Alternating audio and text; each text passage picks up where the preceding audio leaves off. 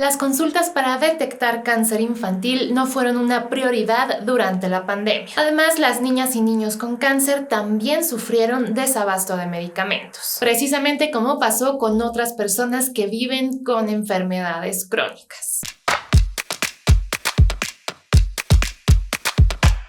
¿A quién no le afectó la pandemia de COVID-19? Ya sea porque te contagiaste de esa enfermedad o por cualquier otro tipo de consecuencias. Por favor, cuéntanos en los comentarios cómo te afectó a ti esta pandemia de la que parece que ya estamos saliendo. Pero un grupo especialmente vulnerable es el de las niñas y los niños con cáncer. Y es que aunque el desabasto de medicamentos para cáncer infantil no empezó con la pandemia de COVID-19, sí se agravó durante este tiempo. Y eso también sucedió con la atención a estas niñas y niños en el sector público. Las consultas tanto de detección como de seguimiento disminuyeron de manera significativa en los primeros años de la pandemia. Y es que tal y como hemos visto con otras enfermedades crónicas, el gobierno mexicano dejó de atender a pacientes con cáncer, con diabetes, con enfermedades respiratorias y otros padecimientos que necesitan una vigilancia constante. En Serendipia hicimos esta investigación que es parte del proyecto Víctimas Paralelas en colaboración con Poder y encontramos que, por ejemplo, la leucemia es el tipo de cáncer más frecuente en niñas y niños. Durante 2019, 43.5% de los casos de cáncer infantil en el país fueron de leucemia. Además, es la primera causa de muerte por cáncer infantil en México de acuerdo con los datos del INEGI. A nivel nacional, la tasa de defunción por esta enfermedad es de 4.57%. Las entidades que están por arriba de esta tasa son la Ciudad de México, Nuevo León, Chiapas, Morelos y Puebla, tal y como estamos viendo en esta gráfica. Y al principio del video te hablaba sobre el desabasto de medicamentos y como te decía, este no empezó con la pandemia ni fue una consecuencia de la emergencia sanitaria. Ya a principios de 2019 se reportaba desabasto de medicamentos oncológicos para niñas y niños y de hecho, si recuerdas, hubo bastantes protestas por parte de madres y padres de familia de estos niños para exigir que el gobierno mexicano les garantizara el acceso a estos medicamentos a sus hijas e hijos. En el caso concreto de Puebla, también en 2019, este desabasto provocó que el Hospital del Niño Poblano aceptara donaciones de algunos medicamentos para cáncer infantil que tuvieron efectos adversos en la salud de los menores. De acuerdo con datos del colectivo Cero Desabasto, en noviembre de 2019 se registraron 8 reportes de desabasto de medicamentos para tratar el cáncer. En diciembre fueron 19 y para enero de 2022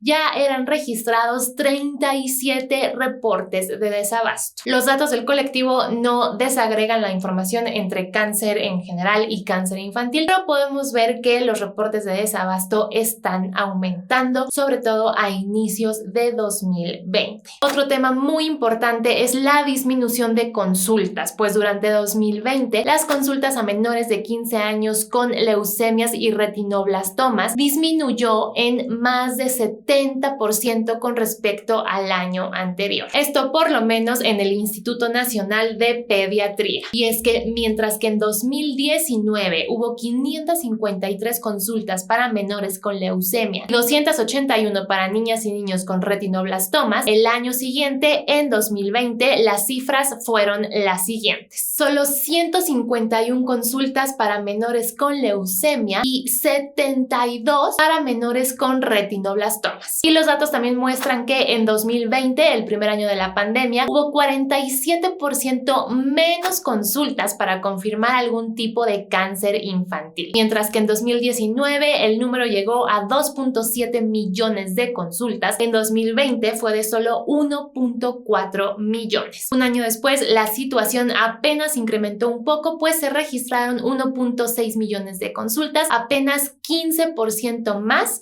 que en 2020. Esto nos dicen los datos sobre la atención a niñas y niños con cáncer durante el primer año de la pandemia de COVID-19. Si quieres leer la investigación completa, te estamos dejando el enlace en la descripción de este video y también el enlace al micrositio de Víctimas Paralelas, que es nuestro proyecto en conjunto con Poder, en donde puedes leer todas las investigaciones de diferentes pacientes con diferentes enfermedades crónicas y cómo fueron atendidos durante la emergencia sanitaria. Si llegaste hasta aquí, muchísimas gracias por ver el video completo. Por favor, cuéntanos qué te pareció. Si conoces a alguien con una enfermedad crónica que le afectó la pandemia de COVID-19, te vamos a agradecer muchísimo que nos compartas esa información. Si llegaste hasta aquí, muchísimas gracias por ver el video completo. Por favor, déjanos un corazoncito amarillo en los comentarios para saber que lo viste todo y nos vemos muy pronto con un video nuevo.